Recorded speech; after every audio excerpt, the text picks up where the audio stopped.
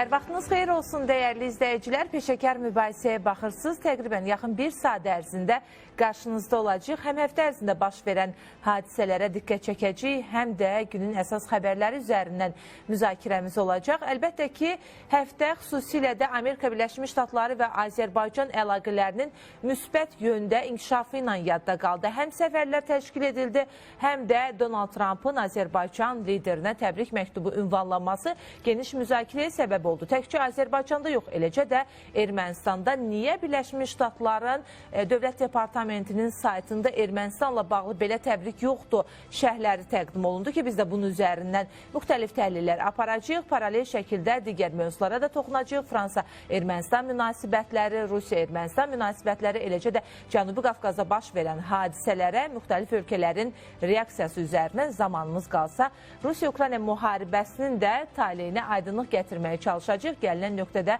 hansı fikirlər söyləmək mümkündür? Bu barədə suallarımızı kimlərə ünvanlayacaq? Ekspertlərimizi təqdim etmək istəyirəm.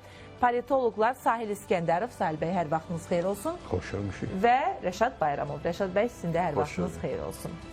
Başlayaq Sahil bəy. Birinci ondan ki, Amerika Birləşmiş Ştatları və Azərbaycan arasındakı əlaqələr aşağı xəttə gedirdi. Yəni, Biden dönəmində biz tamamilə fərqli bir mənzərənin şahidi olmuşduq. Ancaq nə baş verdi? Donald Trump dönəmi başlayandan sonra dövlət başçısı da ilkin siqnalları ötürdü ki, ümidimiz var ki, münasibətlərimiz düzələcək və biz də gözləmə mövqeyindəyik. Artıq yavaş-yavaş bu addımların atıldığını görürük və müxtəlif şəxslərin ölkəyə gəlməsi, müzakirələr aparması, senatorun da hətta dövlət başçısı ilə görüşməsi fonunda istəyərdim ki, Amerika Birləşmiş Ştatları Azərbaycan münasibətlərində daha geniş kontekstdən diqqət yetirək. Nə baş verir regionda? Sənə xanım, yeri gəlmişkən mən bu fikri bir dəfələrlə vurğulamışam müxtəlif meydançalarda, müxtəlif televiziyalarda. Əgər Azərbaycan, belə deyək, Amerika Birləşmiş Ştatları Azərbaycan, xüsusi ki, Azərbaycan, yəni biz müstəqillik dövrünü nəzərdə götürürük. Çünki uzun müddət birlik Azərbaycan Sovetlər İttifaqının tərkibində olub və ondan da əvvəl Amerika Birləşmiş Ştatları Türkiyə münasibətlərinə baxanda, yəni müqayisə aparsaq, biraz tarixə ekskurs eləsək, həmişə bir şeyin şahidi olaraq, bu bir mənalı şəkildə belə olub. Amerika Birləşmiş Ştatlarının iki aparıcı partiyası var. Bunlar respublikaçılardır və demokratlar. Və əgər yenə deyirəm, hətta bir 100 il bundan, Woodrow Wilsonun vaxtına qarşı, dövrünə qarşı, hələ bir 100 il bundan da belə, həmişə bir şey, ondan sonra kimi, baxın, həmişə Amerikada respublikaçılar daha çox Türkiyə pərəst və Azərbaycan müstəqillik qazanandan sözsüz ki, Azərbaycan pərəst mövqedən çıxış ediblər.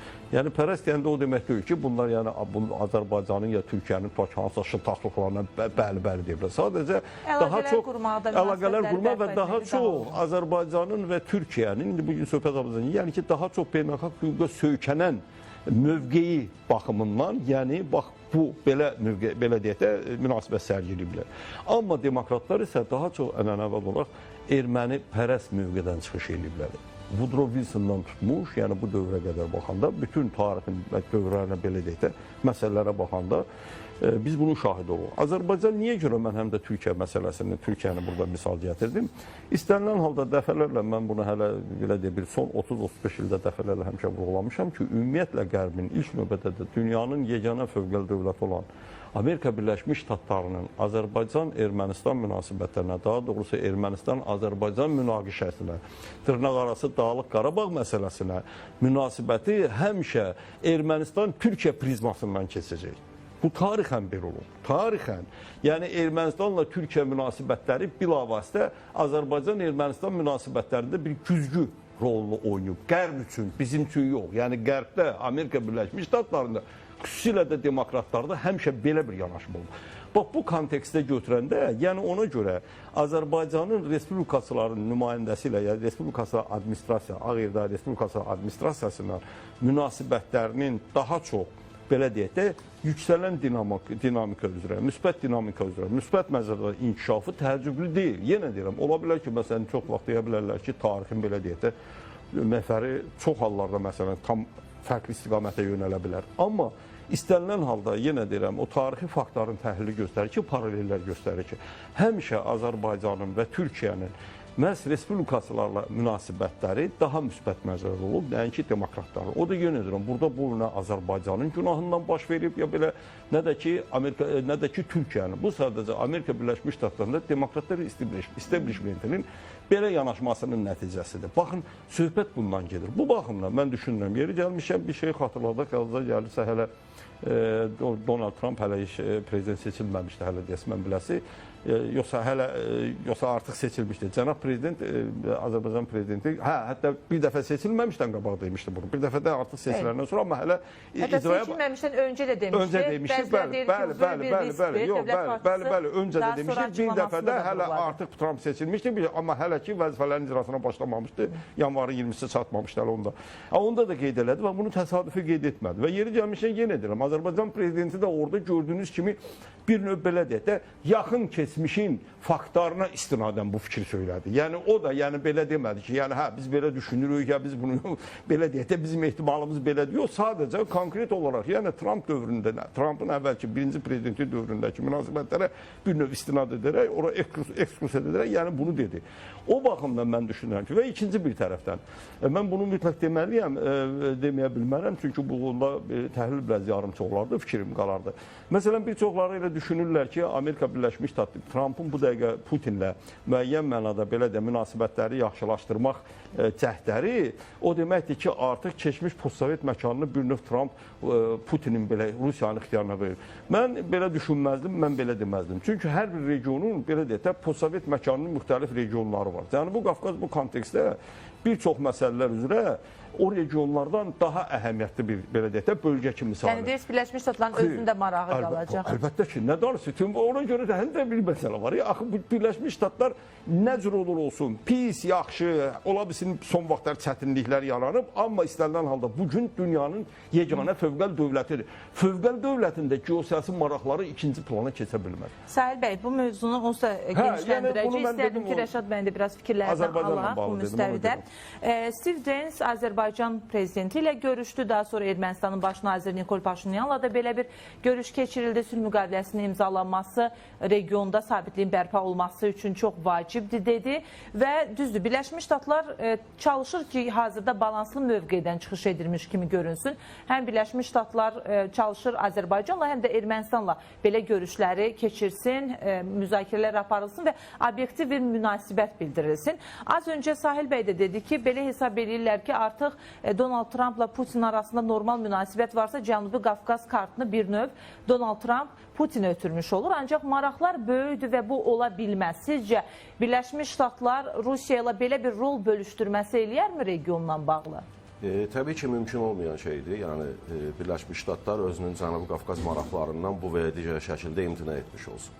Ümumiyyətlə, Amerika Birləşmiş Ştatlarında kimin hakimiyyətə gəlməyindən asılı olmayaraq, Amerika Birləşmiş Ştatları bu və ya digər bölgə ilə münasibətlər qurursa və yaxud da bu və ya digər bölgədə hansısa dövlətlə əməkdaşlıq edirsə, mütləq şəkildə özünün maraqlarını təmin etmə istiqamətində fəaliyyət göstərir.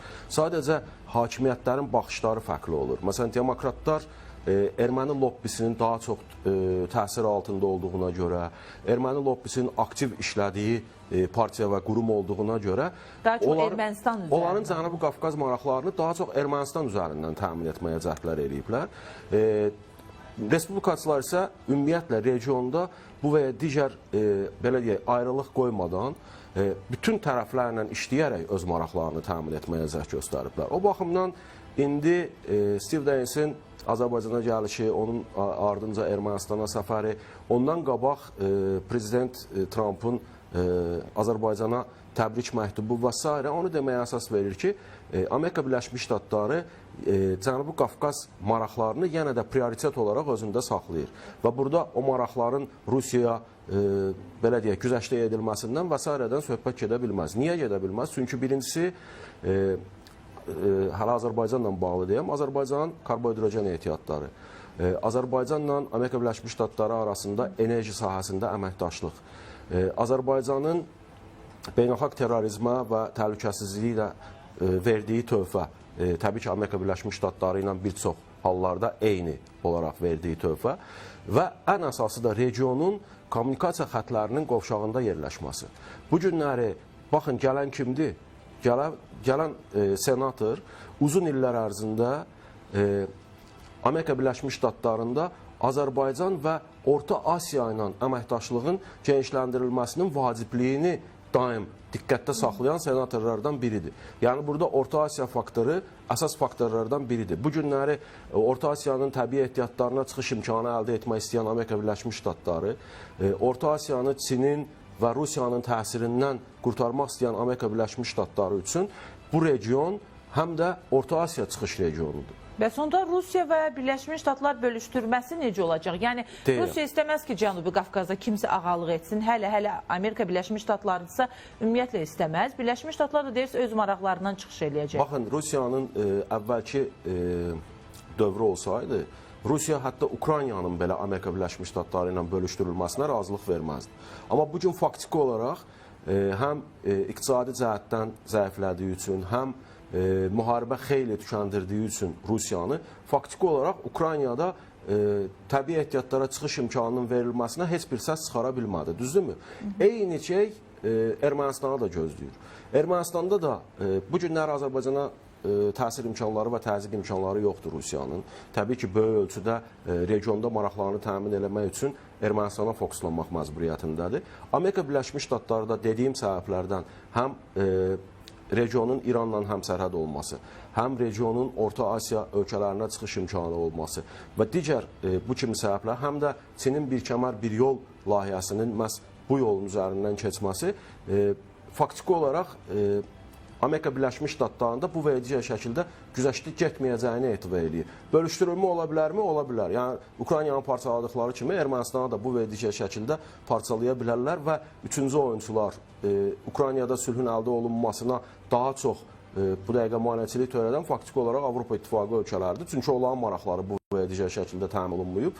Onlar da üçüncü oyunçu olaraq yenə də Ermənistan üzərindən nələrsə etməyə cəhd göstərə bilərlər. Amma mənzərə ümumən ondan ibarətdir ki, bu günləri Amerika Birləşmiş Ştatları üçün özünün strateji maraqlarını təmin etmək baxımından sülhün əldə edilməsi, Azərbaycanla Ermənistan arasında sülhün əldə edilməsi vacibdir. Bu təkcə iqtisadi maraqlar deyil, həm də Trump hakimiyyətə gələndən sonra Ukraynada müharibə davam eləyir, sülh əldə olunmayıb. Qəzza zolağında İsrail ilə Həmas arasında müharibə davam eləyir. İranla bağlı nüvə razılaşması hələ də ortada yoxdur.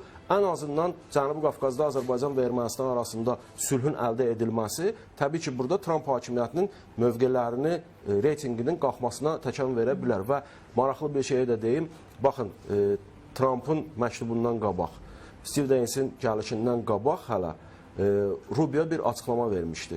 ABŞ dövlət katibi dedi ki, biz Azərbaycan və Ermənistan arasında sülhün əldə olunması üçün bütün imkanlarımızla onların yanında olmağa hazırıq. Bu həm də faktiki olaraq digər kənar oyunçulara verilmiş mesaj idi ki, bizim də mütləq şəkildə maraqlarımız orada nəzərə alınmalıdır. Həm Avropa İttifaqına, həm də Rusiya verilmiş mesaj idi bu. Və təbii ki, düşünürəm ki, bundan sonraki mərhələdə biz Trump hakimiyyətinin Cənubi Qafqaza daha çox fokuslaşacağına şahidlik eləyəcəyik.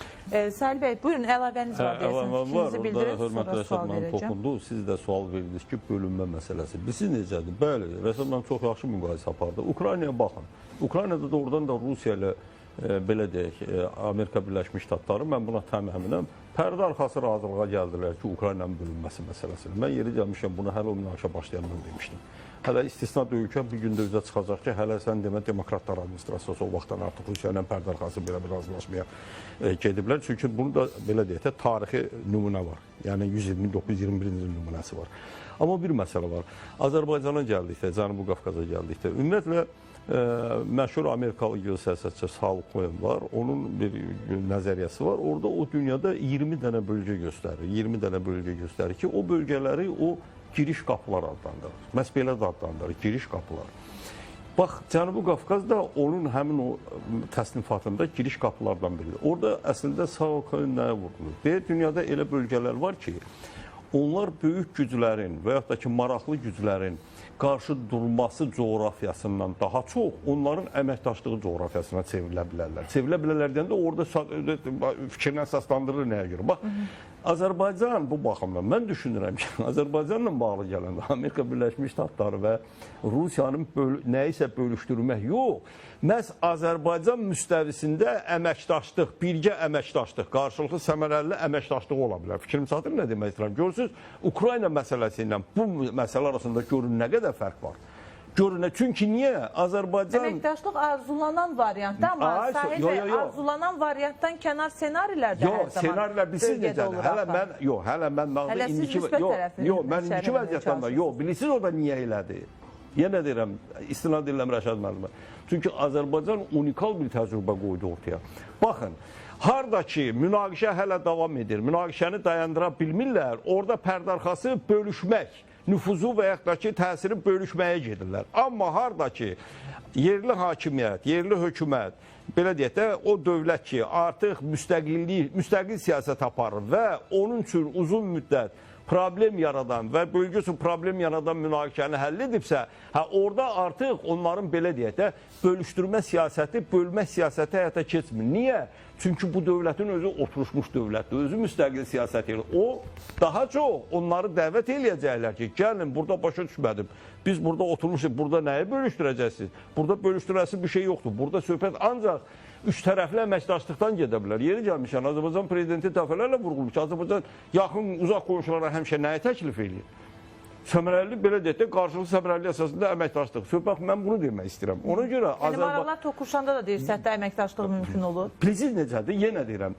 Axı, bilirsiniz, siyasi proseslər, ümumiyyətlə, dünya heç vaxt yerində bataqlıq kimi durmuraq, hadisələr çox tevik hərəkət edir. Yəni, indiki şəraitdə, bax, mövcud şəraitdə, indiki məqamda, o maraqlar hətta belə toqquşursa da, indi belə bir yaxşı söz var, indi düzdür, biraz düzgün müqayisəsi deyir, yuxarılar deyir, bacarmırlar, aşağıdaşlar hələ hazır deyirlər. Söhbət bundadır ki, əgər Azərbaycan bütün bu belə deyək də, bütün bu təhdidləri, baş verə biləcək senariləri, cızılan senariləri neytrallaşdıra bilibsə, onda digər qüvvələrin Azərbaycanla burada əməkdaşlıqdan başqa çıxış yolu qalmır. Burada başqa yol yoxdur. Ermənistan üzərindən? Yox, Ermənistan üzərindən, indi bax, görürsünüz, bəs biz də dedik ki, axı Ermənistan, ona görə Ermənistanın üzərindən bunu eləyə bilirlər ki, Ermənistan müstəqil siyasət deyil. Çünki apara bilmir, müstəqil subyekt deyil. Əslində Ermənistan beynəlxalq siyasətlər, münasibətlər sistemində subyekt deyil, obyektdir. Ona görə söhbət ondan ki, əgər o subyekt olsaydı, onun üzərindən bunu apara bilməzdilər. İkinci bir tərəfdən, niyə apardılar? Yaxşı, Azərbaycan Cənubi Qafqazda ilk dövlət oldu ki, Rusiyanın hərbi bazasını buradan çıxarıb. Hələ Gürcüstandan da qabaq çıxarıb.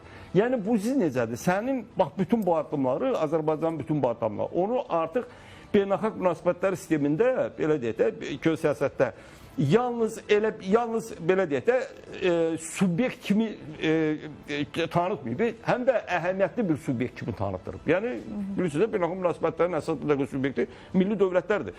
Azərbaycan bunu eləyə bilib. Bax, söhbət bundan gedir. Axı, Ermənistan bunu eləyə bilməyib heç vaxt. Və heç vaxt da eləməyib. Ermənistanın axı özü kvazi dövlətdir. Baxın, söhbət bundan gedir. Ona görə onların burada Azərbaycanda nəyisə bölüşmək planları ola bilər, fikirləri hardasa. Amma mövcud reallıq buna imkan vermirsə, sözsüz ki, böyük güclər belədir. Bax, yenə deyirik, gəldik, yenə gəlir. Bir növ paralel aparaq da, gördük, yaxşı, hamı fikirləşirdi, Amerika bilə Rusiyaya. İndi niyə görə onlar müxtəlif, belə deyək də, bir növ yaxınlaşmağa gedirlər öz aralarında. Çünki niyə? Elə bir məqam yaranıb ki, tərəflərdən biri o birisinə güc gələ bilmir və yaxud da ki, o birisindən bacara bilmir tam şəkildə. Ona görə də artıq hardasa sövdələşməyə getməlidir. Haranısa bölmək planını cızırlar, amma haranısa bölmək planı həyata keçirilə bilmirsə, bunun qarşısı alınırsa, neytrallaşdırılırsa, demək ancaq əməkdaşlıq belə konseptinə gedə bilərlər. Başqa yol yoxdur. Baxın, Azərbaycan bu baxımdan önəmli oyuncudur. Və ikinci bir tərəfdən, yenə bayaq dediyim kimi, Azərbaycan məsələsində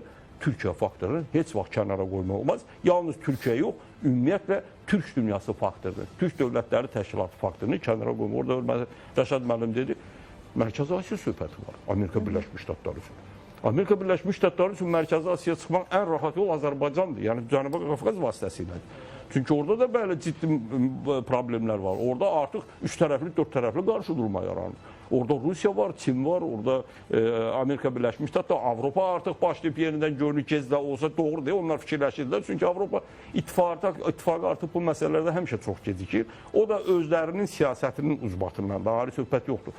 Ona görə bu baxımdan mən düşünürəm ki, Cənubi Qafqazda ancaq Azərbaycana münasibətdə gələndə onların hər ikisi, yəni həm Rusiya, həm Amerika Birləşmiş Ştatları ancaq Azərbaycan vasitəsilə, Azərbaycan hökumətinin vasitəsilə əməkdaşlıq konseptinə gedə bilərlər. Başqa yol yoxdur burada.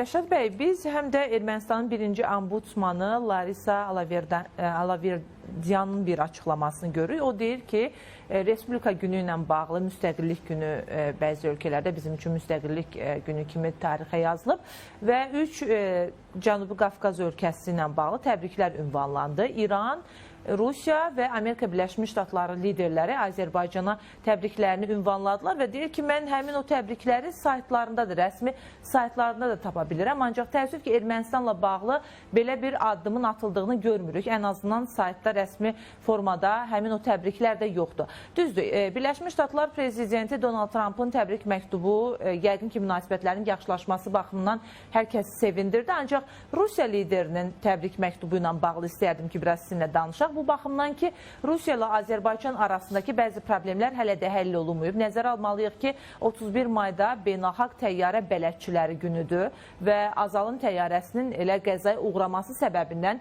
Rusiya ilə münasibətlərimizdə müəyyən problemlər mövcuddur. Bu baxımdan istəyərdim ki, həm təbrik məktubunu gözümüzün önündə saxlayaq, həm də digər tərəfdə bu problemin həlli üçün Azərbaycandan gedən çağırışlara diqqət yetirək. Münasibətlərimizin perspektivi necə görünür? Açığı mən bu və ya digər ölkədən hansısa ölkəyə gedən təbrik məktublarına o ölkələr arasında münasibətlərin yaxşı olması prizmasından baxmıram. Yəni biz bütün platformalarda anti-Azərbaycan mövqeyi ortaya qoyan Biden hakimiyyəti dövründə Azərbaycana təbrik məktublarına da şahidlik etdik. Yəni, Novruz bayramında da təbrik elədilər, müstəqillik günü münasibəti ilə də Biden'dən təbrik məktubları gəldi. Amma nəsə dəyişdi mi? Dəyişmədi. O baxımdan Rusiyanın Azərbaycana müstəqillik günü ilə bağlı təbrik məktubuna da sadəcə olaraq bu diplomatik etiketdir. Həm diplomatik etiketdir, həm də o deməkdir ki, yəni ortada problemlər olsa belə bunu gərginləşdirmək ehtiyacı duymuruq. Orada bir cümlə də var idi ki, beynəlxalq nüfuzu Azərbaycanın dünyada artmağa doğru gedir və s. Yəni belə müsbət mesajlar da var idi. Təbii ki, o beynəlxalq nüfuzu hamı görür, təkcə Rusiya tərəfi deyil. Onu Amerika Birləşmiş Ştatları da görür, onu dünyanın digər aparıcı gücləri də görür, hamısı görür. Çünki Azərbaycan həqiqətən də son dövrlərdə, xüsusən də 2-ci Qarabağ savaşından sonra atdığı addımlarla, qurduğu koalisiyalarla və s. ilə bir güc olaraq beynəlxalq münasibətlər sistemində bir güc olaraq ortaya çıxıb və bu təbii ki, hamı tərəfindən görünür. Baxın, bu günləri Azərbaycan heç kimlə, xüsusən də qonşularla bu və ya digər şəkildə münasibətlərin pisləşməsində maraqlı deyil. Yəni, buna Rusiya da aiddir. Bizim üçün təbii ki, tarix boyu nə edibsə Rusiya, onlar bir tərəfə, amma qonşu ölkə olaraq və orada milyondan artıq Azərbaycan vətəndaşının yaşamasını nəzərə alaraq və s. nəzərə alaraq biz münasibətlərin korlanmasında heç vaxt maraqlı olmamışıq. Nə baş verirsə Rusiyanın özü tərəfindən baş verir. Və bu günləri Rusiya prezidentinin timsalında, Putin timsalında Azərbaycanın müstəqillik günü ilə bağlı təbrik eləyirsə, Azərbaycanın beynəlxalq nüfuzundan danışırsa, ilk növbədə o təbrikdəki elementlərə uyğun heç olmasa addımlar atmağı təmin etməlidir. Yəni, ən azından özlərinin birbaşa Kremlin nəzarətində olan media qurumlarına anti-Azərbaycan kampaniyasını dayandırmaqla bağlı göstəriş verməlidir. Ən azından təzminat da ödəmirsə belə, ən azından cinayətkarların saxlanılması söhbət təyyarənin vurulmasından gedir və İstintaqla bağlı proseslərin biraz üzr istənilməsi istiqamətində addımlar atılmalıdır. Yəni, ən azından bunlar edilməlidir. Yoxsa ki, bu günləri Ermənistanın əlində saxlamaq üçün Azərbaycan əleyhinə bir kampaniya aparıb, sonra Lavrovu Ermənistana göndərəsən, sonra nə bilim orada ermənilərin hüquq və təhlükəsizliyindən danışasan. Yenə də Praqa görüşünü, Almatı bəyannaməsini xatırladırsın. Yəni, bütün bunları eləyirsənsə, sən təbrik məktubunda səmimi deyilsən. Sənin o məktubun bizim üçün o səviyyəni vermir və biz səndən o etimadı ala bilmirik o məktubla. Yəni deyirəm, məktub göndərmək başqa bir şeydir, real addımlar başqa bir şeydir. Biz Rusiyadan real addımları gözləyirik.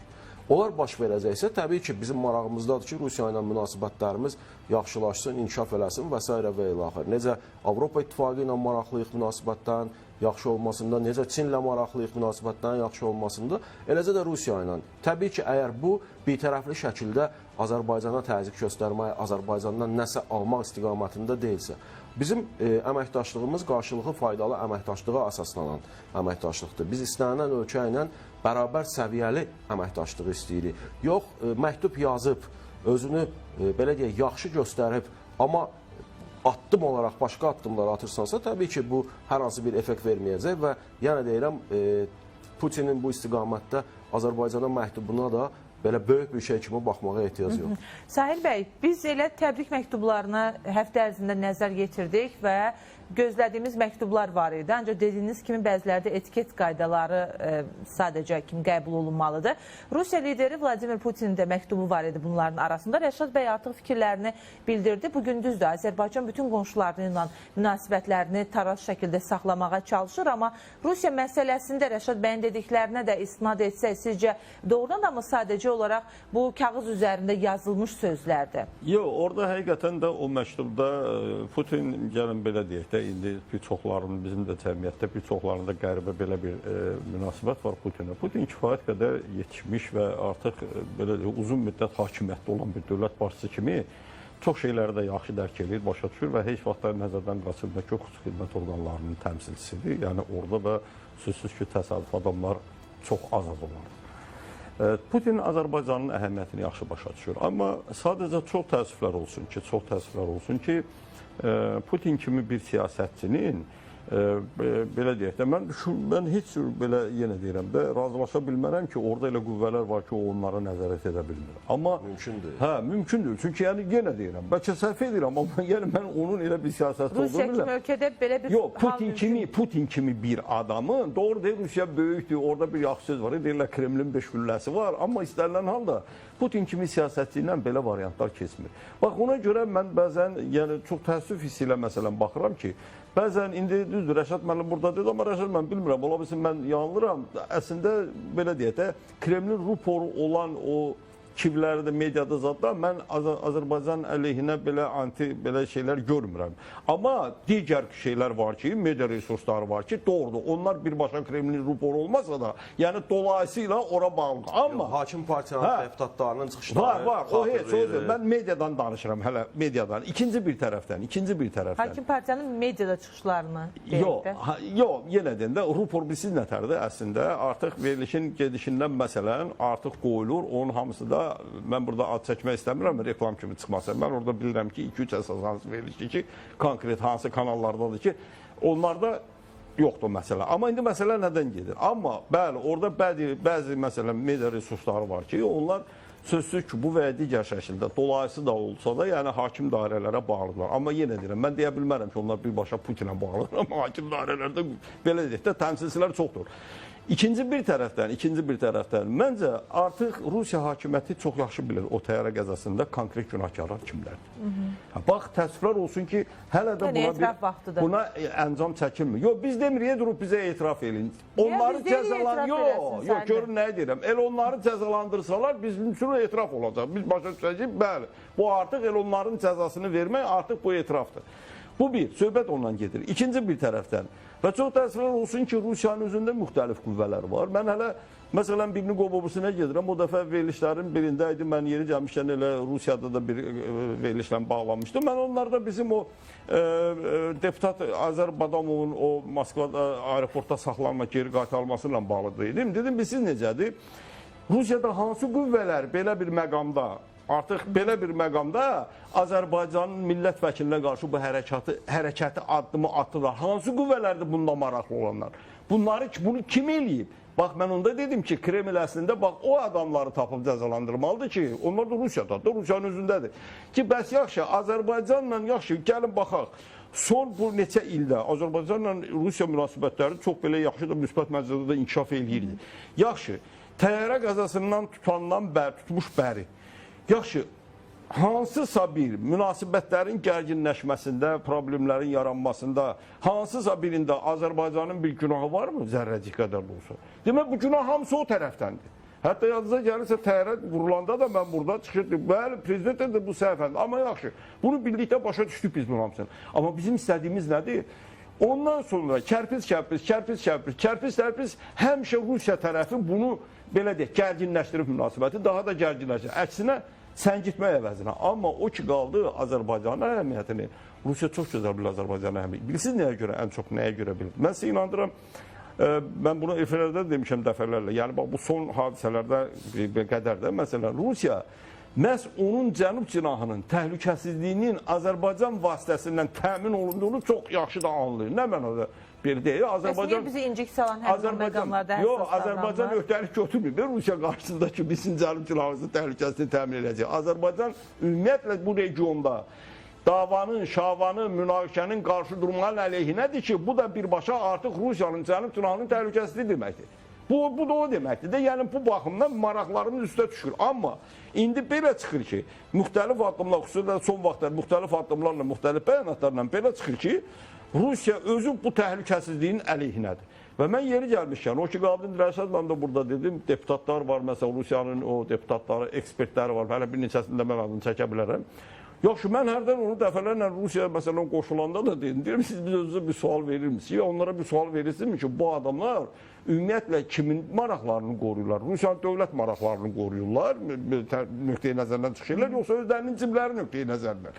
Çünki deyirəm, siz onların bəyanatlarına baxsa, onların bəyanatlarının heç biri böyük mənada əslində Rusiyanın nə dövlət maraqlarına, nə təhlükəsizlik maraqlarına cavab vermir. Əksinə onun əleyhinə işləyir. Əslində erməni... Deyirsiniz ki, Vladimir Putinin icazəsi olmadan heç kim heç bir addım icazəsi demədim də, mən dedim ki, mən özüm təəccüblənirəm ki, yəni mən bundan razılaşa bilmərəm ki, o bunları görmür. Amma görülürsə buna niyə əncam çəkilmir? Söhbət bundan gedir ki, mən yenə də dəfələ, əslində erməni separatizmini, erməni belə deyək də, bu erməniçilik ideoloqlarını dəstəkləmək Rusiyanın dövlət maraqlarına ziddir. Çünki niyə? Açıq aydın görsəlir ki, bunlar istənilən bir vaxt, istənilən bir dövləti, himayədarları, onların çörək verəni arxadan vura bilərlər.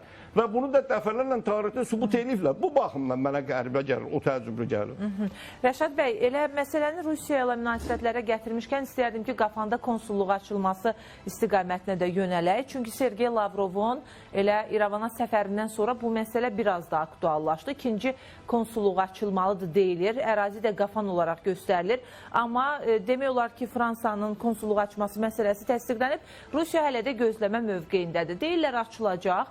Bütün hallarda istərdim ki, bunun üzərinə müzakirə aparaq. Azərbaycanla Rusiya arasında müəyyən o dediyimiz narazılıqlar mövcudluq, xüsusilə də Azərbaycanın bir gözləntisi var. Yəqin ki, İranla məsələdə də eyni mövqedə idik. Gözləyirdik ki, səfirliyimizə hücum edən həmin şəxs cəzalandırılsın. İran addımı atdı. İndi həmin o gözlənti Rusiya ilə bağlıdır. Rusiya isə Ermənistanla münasibətlərinə fərqli aspektdən yanaşmağa çalışır. Konsulluq niyyətindədir. Sizcə belə bir tələsik zamanda Qafanda konsulluğun açılmasının istəyini ifadə etməsi bu kontekstdə Fransaya əl uzadıb, ancaq hələ Rusiya ilə bağlı bu xəbəri təsdiqləməməsi Ermənistanın mövqeyi ilə bağlı nəyi ortaya qoyur? Baxın, Qafanda konsulluq açılması ilə bağlı Lavrov, səhv eləmirəmsə, təqribən bir 4 dəfə bəyanat verib ayrı-ayrı vaxtlarda. Bugün açılacaq, sabah açılacaq, danışıqlar aparılır və s. və ilə axır. Amma Rusiyanın... 2023-dən gedir bu mövzu. Bəli, Rusiyanın o istəyinin üzərinə İran konsulluğunu açdı artıq və Rusiyanın o istəyinin üzərinə Fransada artıq konsulluğunu açır. Rusiya isə hələ ki Ermənistanın razılığını ala bilmir bu istiqamətdə. Yəni, Ermənistan tərəfi Rusiya açıq şəkildə yox, icazə vermirəm də deyə bilmir. Tez bir zamanda onun açılmasını da təmin edə bilmir, çünki konkret öhdəliklər məsələsi də var ortada. Rusiya niyə istəyir Qafanda konsulluğunun açılması? Təbii ki, növbəti vətəndaşlarına xidmət göstərir. Orada vətəndaş yoxdur. Söhbət Zəngəzur dəhlizi və yaxud da onun ətrafında bu və digər şəkildə nəzarət imkanı əldə etməkdən gedir və növbəti mərhələdə yenə də 10 noyabr bəyanatına qayıdıb Zəngəzur dəhlizində bu və digər şəkildə təhlükəsizliyi təmin eləmək üçün öz iddiasını ortaya qoymağa cəhd göstərir. Amma məsələ burasındadır ki, bu günləri Paşinyan hakimiyyətinin hələ Rusiyaya orada konsulluq açmaq üçün icazəsi yoxdur. Yəni, Paşinyan hakimiyyətinə hələ onunla bağlı icazə verilməyib. Qərbdəki dostları, havadarları və s. tərəfindən. Deyirsiniz, İranla bağlı o icazə verilib, amma Rusiya ilə bağlı icazə verməyiblər. İranla bağlı 2022-də açıldı. Biz gəlin belə danışaq. Bu günləri ən çox təsir imkanı Ermənistana kimdədir? Fransada. bu gün Fransa ilə İran arasında münasibətlərdə hər hansı bir problem var? Yəni Fransa-İran münasibətlərində böyük ölçüdə götürəndə heç bir problem yoxdur. Heç vaxt olmuyor. Ən kəskin dövrlərdə belə mütləq şəkildə Gizli bir danışıqlar aparıldığı, müzakirələr olduğu iddia olunur. Hətta sizə deyim, Fransa hətta G7 samitinə, elə Makron hakimiyyəti dövründə İranı dəvət eləyib, həmin masada İranla bağlı sanksiyaların yumşaldılmasını təklif edən adamdır. Yəni, İranın Ermənistan ərazisində bu və ya digər ərazidə konsulluq açılmasına Fransa o şəkildə təpki göstərməyə bilir və problem də görmür əslində özü üçün. Amma söhbət Rusiyadan gedirsə, təbii ki, bunun əleyhinədir. İkinci bir məsələ, İran Zəngəzur dəhlizinin açılmasının əleyhinə olan ölkədir və o baxımdan orada durmasında hər hansı bir problem yoxdur. Rusiya isə öz maraqlarını təmin etmək baxımından bu günləri Zəngəzur dəhlizinin açılmasında maraqlıdır. Ən azından ona görə ki, o dəhlizdən istifadə eləyəcək ayrı-ayrı dövlətlərdə həmin o 44-45 kilometrlik məsafədə nəzarət imkanı əldə edəcək. Yəni deyirsiniz, əvvəlcə İran açmalıdır, daha sonra Fransa açmalıdır, sonra Rusiya açmalıdır ki, təhlükəsizmi olsun Zəngəzur? Aça biləcəkmi hələ? Hələ deyirsiniz, aça da bilməyəcək. Mən şəxsən düşünürəm ki, hələ ki bu istiqamətdə biz hələ uzun müddətdə ancaq quru danışıqlara belə deyək baxacaq. Bu günləri bilirsiniz nətərdir? Lavrovun birdən-birə durub Ermənistana getməsi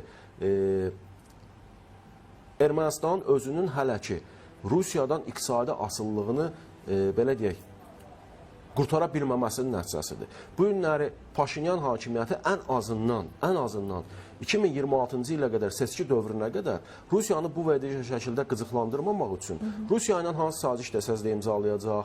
Lavrovun gedişindən sonra Ararat Mirzoyanın bəyanatı oldu ki, bizim Rusiya ilə sazişimiz var və buradakı Rusiyanın belə deyək hərbiçiləri, yəni söhbət bazadan gedir, müqaviləmiz var və həmin müqavilə dövründə də hələ burada fəaliyyətlərini davam etdirəcəklər. Amma Rusiya da bilir ki, Ermənistan bunların hamısını blef eləyir, yalan deyir və məqsəd 2026-cı il qədər bu və digər şəkildə Rusiyanı qıcıqlandırmamaq, nəticə etibarilə Rusiya tərəfindən Ermənistan ərazisindəki 5-ci kolonu hansısa istiqamətdə tormuzlamaq söhbət Paşinyanın müxalifətindən gedir və ən azından həmin dövrü rahat başa vurmaq. Rusiya yaxşı bilir ki, Ermənistan seçkilərdən sonra Paşinyan hakimiyyətdə qalacaqsa, nə Avropa İttifaqına üzvlük prosedurundan geri çəkilməyəcək, nə qərbdən gələn sifarişlərin icrasına yox deyə bilməyəcək. Təbii ki, sülh sazişi imzalanacağı halda artıq iqtisadi təhlükəsizliyini Türkiyə vasitəsilə və digər istiqamətlərdə təmin etməyə başlayandan sonra avtomatik olaraq Rusiyada imtina eləyəcək. Bunu Rusiya tərəfi də bilir və ona görə də bu günləri, baxın, Ermənistanı öz əlində saxlamaq üçün davamlı şəkildə Ermənistanın xeyrinə olan addımlar atır. Bir ölkə sənə faktiki olaraq saymamazlıq nümayiş etdirir. Hətta Lavrovun gəlib gedişindən sonra təzədən KTMT-nin bir toplantısı keçirildi. Gözlənilir ki, ən azından ora bir aşağı rankda da olsa kiminsə iştirakını təmin edirlər. Orada yetmədilər, yenə boykot elədilər. Bu günləri Ermənistanla bu və digər şəkildə yaxşı münasibətləri saxlamaq Ermənistanın öz əlindən çıxmamasına yönələn fəaliyyətdir. Niyə? Ukrayna ilə müharibə hələ bitməyib. Baxın, Ukrayna ilə müharibə bitməyib deyənə bu təzədən maksimum şəkildə Ermənistan üzərinə fokuslana bilmir Rusiya. Yəni, başqa sözlə, o oynadıqları ki, oyun var Rusiya ilə Ermənistanın. İkisinin də maraqlarına bu gün xidmət edir. Rusiya Ukrayna müharibəsi bitənə qədər Ermənistanın tam olaraq əlindən çıxmaması üçün Ermənistana yönəlik sərt addımlar atmır və lazım olanda dəstək də nümayiş etdirir. Necə ki, 100 milyon dollar ayrılması ilə bağlı bir qərar qəbul olundu və s. və ilaxır. Ermənistan da eyni şəkildə Rusiyanı hələ ki seçkiyə qədər qıcıqlandırmamaq üçün onunla bu və ya digər şəkildə münasibətləri davam elətdirir. Rusiyanın Ermənistanla münasibətləri yaxşılaşdırması fonunda Azərbaycanla bağlı bu cür addımları isə yenə erməni ictimaiyyətinə hesablanıb. Yəni onlara hesablanıb ki, maksimum şəkildə erməni ictimai şuurunda artıq Avropaya meyillilik bir xeyli istiqamətdə inkişaf eləyir. Azalsın, yəni azalması belə hesab eləsinlər ki, Azərbaycandan üz döndərir Rusiya. Rusiya yenə bizi müdafiə eləyəcək, Rusiya yenə bizim yanımızda olacaq, Rusiya Qarabağdan gedən ermənilərin ora qayıtmasını da təmin eləyəcək. Hələ lazım olsa yenə işğala başlaya bilərik, Rusiya bu və digər şəkildə yenə kömək eləyər. Düşüncə, demirəm, Rusiya bunları eləyəcək və yaxud da eləmə iqtidarındadır. Belə bir təsəvvür yaratmaq. Sadəcə ən azından bu təsəvvürü yaratmaq özü belə Ermənistanı bu və ya digər şəkildə özünə bağlamağa bəs eləyir. Sahil bəy, Üzr istəyirəm, Rusiya-Ermənistan münasibətlərində bilirsiz, mənim yadıma bir yaxşı məsələ yada saldı. Onu deyim, tərcüməsi belədir. Deyir, o elə fikir düşündü ki, mən anladım, mən də özüm elə apardım ki, oradan anladım belə. ancaq bir məsələ də var Sahil bəy. Bugün doğrudan da Ermənistan cəmiyyəti o Rəşad bəyin də dediyi kimi Rusiyanın hansısa bir fikrinə, yalanına inanacaq durumdadırmı? Çünki 44 günlük Azərbaycanın həyata keçirdiyi vətən müharibəsindən sonra artıq Ermənistan cəmiyyətində Rusiyaya etibar azaldı. Düşündülər ki, onları müdafiə eləyəcəklər, qoruyacaqlar. Bu baş vermədi ki, baş verməməli idi də. Azərbaycan ərazisində müharibə gedirdi. Bütün hallarda istəyərdim ki, bunun üzərindən danışaq. Zəngəzur dəhlizi məsələsinə toxundu həm də Rəşad bəy. Biz bilirik ki, bugün Ermənistanın dəmir yolları Rusiyanın nəzarəti altındadır və əgər Zəngəzur dəhlizi açılsa, yenə də Ermənistanın imkanı da yoxdur ki, həmin o infrastrukturu düzəltsin. Kiməsə ehtiyac duyacaq. Qərb burada hansısa bir yardım göstərə bilər. Razılaşmada bu yoxdur. Rusiya bu addımı atsa, yenə də Zəngəzur dəhlizi istiqamətində Rusiyalı mütəxəssisləri Ermənistan görəcək ki, bunu istəmir. O zaman sizcə bu proses üzərindən hansı Rusiya-Ermənistan danışıqlarını biz görəcəyik? Mən üzr istəyirəm, mən əskəri xidmətdə olanda mən Sovet ordusunda olmuşam. Bizim bir divizyonun komandiri vardı, onun bir yaxşı sözü vardı. Əskərlərdən birisi deyir, mən deyir istəyirəm, deyir Moskvada, deyir Qızıl meydanda yaşayım. Yəni Kremldə yaşayım. Məni kimdir icazə verəm? Bilirsiniz, Ermənistan çox şey istəyə bilər. Və Ermənistanın havadarlar bu və digər şəkildə çox şey istəyə bilərlər. Ümumiyyətlə, mən düşünürəm ki, bütün bu məsələlərdə, bütün bu xüsusilə də Zəngəzur məsələsində Ermənistanın fikri ümumiyyətlə nəzərə alınmır.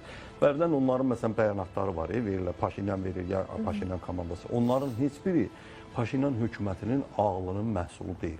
Bunlar ya qərbdən gəlir, ya da ki, Moskvadan deyilir. İndi son vaxtlar baxın, Moskva son vaxtlar orada açıq şəkildə bunu da artıq ortaya da qoyulur, bunu gizlətmirlər də açıq rəsmi şəkildə ki, artıq bir növ belə deyək də, Ermənistanda Rusiyanın nüfuzunu yenidən gücləndirmək üçün artıq bir komanda təşkil ediblər, bir layihə qoyublar ortaya. Ona da kim rəhbəri eləyəcək? Sergey Kiriyenko. Yəni, vaxtilə Rusatomun rəhbəri, indi prezidenti Vladimir Putinin köməkçisi və orada açıq şəkildə hətta yeri gəlmişkən adları da sadalayırlar. Hətta təsəvvür edin ki, tez-tez o artıq Solovyovun verilişində bir növ daimi qonaqlara çevrilmiş bir Miqmonun orada bir Moskva Beynəlxalq Dövlət Münasibətlər Dövlət İnstitutunun bir dekanı var. Onun hətta artıq söhbəti var ki, artıq onun belə deyək də bir PR-na başlayıblar Ermənistanda. Bu məsələlər var. Sözsüz ki, Rusiya, amma bir məsələ var. Söhbət bundan gedir ki, Ermənistana nə Rusiya, nə də ki, belə deyək də, Qərb bel bağlayır. Onlar bilirlər ki, əslində bilirsiniz necədir? Erməniçilik ideoloqları, bunlar hamısı zaman-zaman, belə deyək də, müxtəlif dövrlərdə hansı üstünlüklə, ya Şimalın əlində alət olublar, Rusiyanın, yaxud da ki, Qərbin əlində alət olublar. Elə bir, yenə deyirəm, 100 il bundan qabağa gedin, 120 il bundan əvvələ gedin, həmin mənzərə çıxır ortaya. Və bu baxımdan, Ermənistan cəmiyyəti, Erməni cəmiyyəti üçün də fərqli deyir. Erməni cəmiyyəti yenə deyirəm, onlar, indi siz sual verirsiniz ki, onlar inanırlarmı ki? Bunların hələ özünə inanan var ki, bunlar özləri o qədər satqınlıqlar eləyiblər ki, yaxşı, hər halda onlar üçün lazımdır ki, erməni cəmaatı, erməni milləti onlara inansın ki, bir şəxs təyin edirlər. Yox, mən sizi inandırıram. Nə demək bu qədər pul xərcləməyin səbəbi? Pullar birisi kimə xərclənir? Erməni cəmiyyətinə xərclənmir. Pullar erməni cəmiyyətindəki müxtəlif siyasətbazlara, müxtəlif siyasi qüvvələrə xərclənir, erməni cəmiyyətinə yox. Mən sizi inandırıram, bax, son 30 il ki var, Ermənistan müstəqillər, Ermənistanda bir nəfər, bir rəhbəri xalq seçməyib. Bunun hamısını seçdiriblər kənardan. Ya Rusiya seçdirib, ya Qərb seçdirib. Söhbət bundan gedir. İndi siz deyirsiniz ki, yaxşı, Rusiya elə belə çox güya ki, əldən ayaqdan gedir ki, erməni cəmiyyəti bunlara inansın. Və yaxud da ki, Qərb əldən ayaqdan gedir ki, ermənilər bunlara inansınlar. Ya Amerika. Xeyr, çünki onlar bilsin ya, onlar həmin erməni cəmiyyətinin qiymətini yaxşı bilirlər. Və onların mənəviyyatını çox yaxşı bilirlər. Erməniçilik ideoloqlarının kim olduğunu, nə olduğunu onlar çox yaxşı bilirlər. Sahil bəy, düşünürsünüz ki, Birləşmiş Ştatlar və digər qərb ölkələri də işləmir cəmiyyətlə? Çünki biraz Amerika Birləşmiş Ştatlarının siyasəti Rusiyadan fərqlidir bu baxımdan. Amma indi bir məsələ var. Ay, sağ olun. Məsələ nə? Baxır cəmiyyət deyəndə siz nəyi nəzərdə tutursunuz? Rusiya ilə Qərbin fərqi həmişə bilirsiniz nədir? Rusiya həmişə çalışır ki, daha çox irticaçı qüvvələrlə, belə deyək də, daha çox bir də ki, hakimiyyətlə işləsin. Amma Qərb tarixən, söhbət yalnız Ermənistandan gedir. Bütün cəmiyyətlərdə çalışır ki, o vətəndaş cəmiyyəti deyirlər, dırnaqarası institutları onlarla işləsin. Bax, Qərb həmişə Rusiyanın bunda üstəlir və ikinci bir tərəfdən, yaxşı, sizə kim deyir ki, o vətəndaş cəmiyyəti institutları ki var, deyirlər QHT-lər, onlar doğrudan da dövlətçilik maraqlarından çıxış edirlər. Xeyr, onların hamısı pula işləyirlər. Pul, yalnız Ermənistandan getmir söhbət. Bir çox cəmiyyətlər, amma Ermənistanda bu məsələ, bilirsiniz, söhbət həm də nədədir? Sadəcə olaraq nisbət götürəndə, faiz nisbətinə götürəndə, bilirsiniz, mən, Çinara xanım, dünyada valla bəlkə də barmaqla sarılmış, bəlkə də o da barmaqla, yəqin də bir barmaqdır.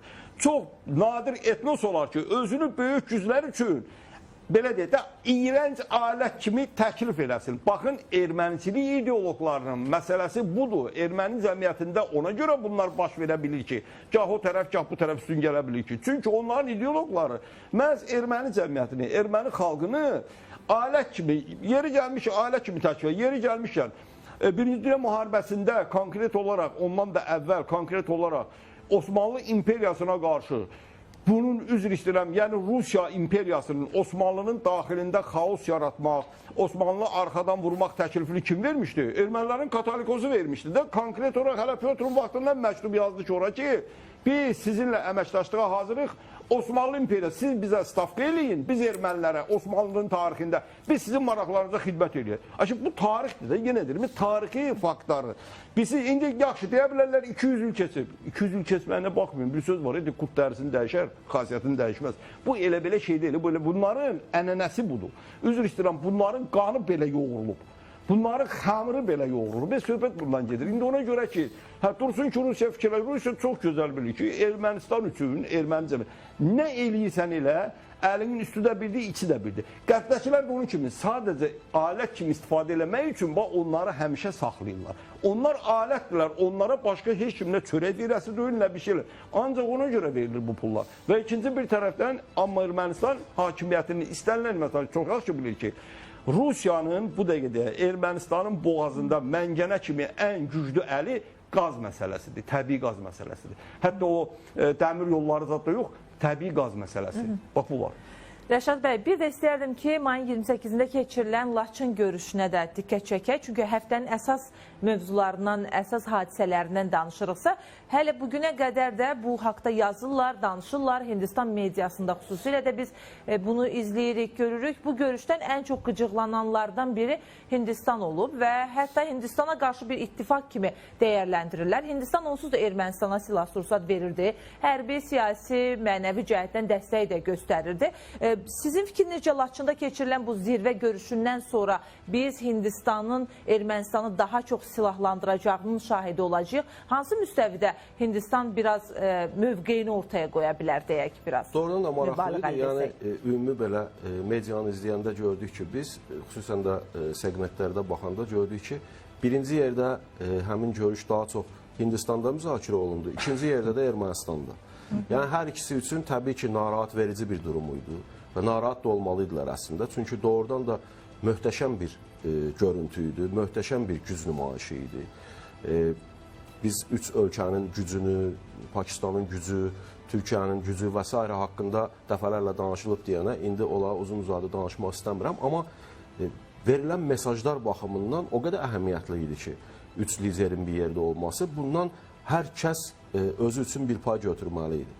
Yəni, birincisi, səfərin işğaldan azad olunmuş əraziləri olması, görüşün orada keçirilməsi, Azərbaycanın ərazi bütövlüyünə daimi dəstək verilməsinin mesajı idi. İkincisi, görüşün 28 may günü keçirilməsi Azərbaycan müstəqilliyinə davamlı şəkildə dəstək veriləcəyinin mesajı idi. Üçüncüsü, liderlərin çıxışında ortaya qoyduqları tezislər, ortaya qoyduqları məqamlar, verdikləri bəyanatlar həqiqətən də dünyanın beynəlxalq münasibətlər sistemində yeni bir gücün ortaya çıxmağını özündə etibar elədi və təbii ki, bu baxımdan Pakistanla münasibətləri yaxşı olmayan Hindistan da narahat olmalıydı. Təbii ki, bundan Azərbaycanın düşməni olan Ermənistan da narahat olmalıydı və bu narahatlıqlarını da ifadə elədilər.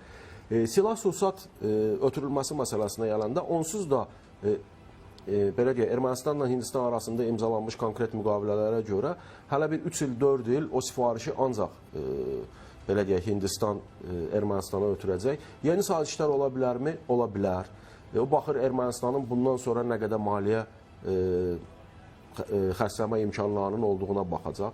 Amma nə olur olsun, baxın, Ermənistan artıq özü də nələrisə görməyə başlayıb da. Yəni, biz silahı hardan alırıq? Pakistandan alırıq. Ermənistan hardan alır silahı? Hindistandan alır. Biz Hindistan və Pakistan arasında bir neçə günlük müharibədə kimin nəyə qadir olduğunu gördük. Kimin silahının hansı effekti olduğunu gördük. O baxımdan bu günləri Ermənistan da artıq düşünürəm ki, özü üçün bir düşünməyə başlayacaq. Bu Hindistan silahları nə qədər effektli idi və mən niyə bundan sonra da davamlı şəkildə bu silahları məhz Hindistandan sifariş eləməliyəm özüm üçün. Adları yaxşı səslənir, nə bilim, o xarakteristikasında göstərilən məsələlər var. Neçə kilometr, nə qədər dağıdıcı qüvvə və s. və ilaxı. Amma müharibədə bunların heç biri ortaya çıxmadı, heç biri görünmədi. Çünki birincisi, həmin silahların bir çoxu aktiv döyüş əməliyyatlarında sınaqdan keçirilməyən silahlardır. Axı çoxu müharibədə Rusiya silahları idi, Ermənistan da istifadə elədi. İndiki Azərbaycanla Ermənistan 44 günlük vətən müharibəsi. Təbii ki, Azərbaycanla Ermənistan arasında müharibədə Rusiya silahları idi. Çünki onda hələ belə deyək, Hindistanla bu verdiyi şəkildə silah almağa başlamamışdı. Fransa prosesə başlayandan sonra Hindistanla birgə istehsal elədiyi müəssisələrə də, silah istehsal müəssisələrə də artıq silah verilməsi istiqamətində belə deyək, təkiddə oldu və nəticə etibarilə Ermənistan həmin ölkələrlə silah müqaviləsi bağlamağa başladı. Konkret görüş 3 liderin Laçında keçirilən görüşü. Baxın, ortaya geniş bir coğrafiyanı əhatə edən yeni bir güc ortaya çıxmış olur və bu təkcə 3 ölkənin gücü deyil. Pakistanla kifayət qədər yaxın münasibətləri olan Çin faktoru var. Türkiyə və Azərbaycanla bir yerdə olan Türk Dövlətləri Təşkilatının üzvləri var. Azərbaycandan bu və ya digər şəkildə enerji daşıyıcılarında asılı olan Avropanın ayrı-ayrı ölkələri var. Yəni, bütün bu sadalananları bir yerə yığanda ortaya həqiqətən də çox böyük bir güc çıxmış olur və bu təbii olaraq Hindistanı da, belə deyək, Ermənistanı da və bu gücü qəbul etmək istəməyən, bu gücün çəkinən, bu gücün nə qədər effektli olacağını proqnozlaşdıra bilən, istənilən tərəf üçün doğrudan da düşünməyə məcbur eləyir və Hindistan da o baxımdan haqlı olaraq narahatlıq keçirdi.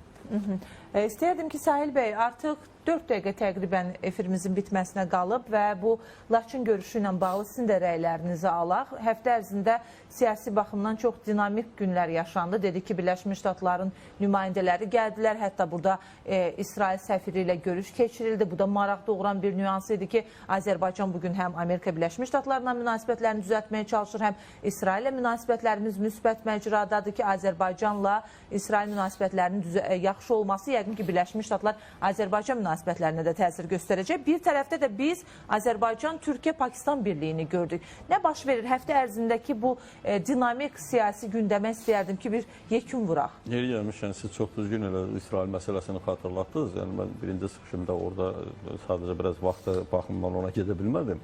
Əslində, Amerika Birləşmiş Ştat Trump administrasiyasının Azərbaycanla belə münasibətləri həm də sözsüz ki, Azərbaycan-İsrail münasibətlərindən belə qaynaqlanan, yəni ona o çərçivədə olan bir münasibətdir. Çünki biz bilirik ki, İsrailin də hazırda yəni o qədər də müttəfiqlər və tərəfdaşlar baxımından o qədər də yaxşı vəziyyətdə deyil. Təsəvvür edin ki, hətta Avropada artıq birbaşa İsrailə qarşı başlayıblar hərəkətlər bu yenə də. Amma biz Donald Trumpın özünün şəxsən məsələn Vaşinqtonun ənənəvi qaydada yəni İsrailə münasibətinə yaxşı bələdiyik və yeri gəlmişkən İsrail-Türkiyə münasibətlərində də artıq yeri gəlmişkən biz bilirik ki, Azərbaycan bir meydança kimi burada bir danışıqlar da oldu, sonradan bu açıqlandı. Yəni sözsüz ki, bu amillərin üzrə Azərbaycanın necə bir belə deyək də artıq regional aktor yox, hətta artıq beynəlxalq bir aktora, əhəmiyyətli aktora çevrildiyini sübut edir. O ki, qaldı 3 tərəfli zirvə, bəli. Burada mən düşünürəm, burada əsas diqqəti çəkən məqamlardan biri nədir? Yəni bu hadisənin özü, sözsüz ki, buna qədər də hadisələr olub, belə görüşlər olub, yəni Azərbaycan işğaldan azad olunmuş ərazilərində. Amma bu zirvə görüşü baxın, həm də nəyin göstərir bariz nümunəsidir. Biz bilirik ki, uzun müddət yəni bizim ərazilər ermənilərin belə deyək də işğal altında qalıb. Amma gəlin belə baxaq. Orada üzr istəyirəm, ermənilər kimlərin turlarını təşkil eləmədə, əldə ayaqda qalan xaricdən, Avropadan, Qərbdən, Rusiya, əldə ayaqda qalan, heç kimə lazım olmayan, çox-çox üzr istəyirəm ifadəmə görə o siyasət tur töküntüləri gətirdilər. Ora bir dənə dövlət rəhbəri gəldimi? Ermənistan havadarlarından belə, ondan da Ermənistan havadarları... Ermənistan özü də tanımırdı. Yox, hələ onu demirəm də, yox, tanımasa da ən azı bir ora, yəni bir təşkil eləyə bilərdilər də, görürsünüz gəlmədilər. Çünki bilirsiniz niyə? Çünki bilirsiniz niyə? Çünki bilirdilər ki, o özgəninkidir. O ərazi özgənindir, onların deyil. Və heç bir dövlət başçısı ora gəlmədi. Amma Azərbaycan artıq o ərazilərdə görün, hansı tədbirləri keçirir? Bu üçlü zirvə, özdə baxın, hansı gündə? Məhz Laçın aeroportunun açılması günündə, yəni bizim müstəqillik günündə və orada Laçın aeroportunun açılması. Yəni bu əslində onu göstərir ki, yəni Azərbaycanın bütün dünyada nüfuzu, yəni xüsusilə də İslam dünyasında nüfuzu bu torpaqlarla bağlı, bu ərazilərlə bağlı, onların abadlaşdırılması ilə bağlı və Azərbaycana belə deyək də ən azı siyasi mənəvi dəstək və yeri gələrsə xüsusi belə deyək, müqavilələr imzalanarsa, hərbi dəstək göstərməyə hazır olan dövlətləri və qardaşları var, qardaş ölkələri var. Və burada sözsüz ki, Çin faktoru ən önəmli faktorlardan biridir. Çünki hələ neçə il bundan qabaq, hələ 10-15 il bundan əvvəl, belə deyək, Çin, hələ bəlkə də daha çox, Çin açıq şəkildə bəyan eləmişdi ki, əgər Hindistan Pakistana qarşı hansısa bir addım atmağı yəni planlaşdırsa, gözünün qabağına bizi gətirsin. Yəni Çin dayanacaq onun qarşısında, Pakistan yox. Yəni bu faktorların özü nəyə göstərir ki, Azərbaycan böyük bir coğrafiyada, böyük bir mehvər boyu konkret olaraq, yəni dövlətdə, belə deyək də, bir növ o maqnit kimi o çəkən mərkəzə çevrilir. Bax, söhbət bundan gedir ki, bax bu üçlü zirvə də, bax bunu növbəti dəfə, mən deməzdim, bu növbəti dəfə öz, belə deyək də, təzahür etdirdi, belə üzrə nümayiş etdirdi. Təşəkkürümüzü bildiririk. Səhil və minnətdarıq. Rəşad bəy, sizə də təşəkkür edirik studiyamıza gəldiyiniz üçün. Belə dəyərli izləyicilərimiz, daha bir peşəkar mübahisənin sonuna gəldik və çalışdıq ki, Cənubi Qafqazı maraqlandıran nüanslardan danışaq. Azərbaycanla bu həftə ərzində keçirilən görüşlərə xüsusilə diqqət çəkdik. Özünüzə yaxşı baxın, hələlik.